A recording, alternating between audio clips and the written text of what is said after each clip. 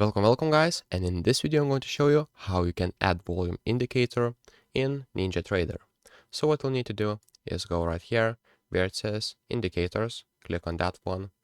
and if you scroll down until you see volume up and down, so like this, just click on add or just double click it on that one, and after that you want to apply it, and as you can see right now you will see volume up and down. And if you want to make it bigger, what you'll need to do is go to the up volume and then select the width to like 6, click apply,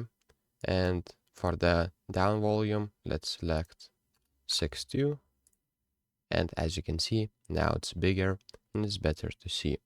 So that's how you add volume indicators in NinjaTrader. If this video was helpful, please make sure to subscribe to Guide to Everything, comment down below for the algorithm, and see you in the next one.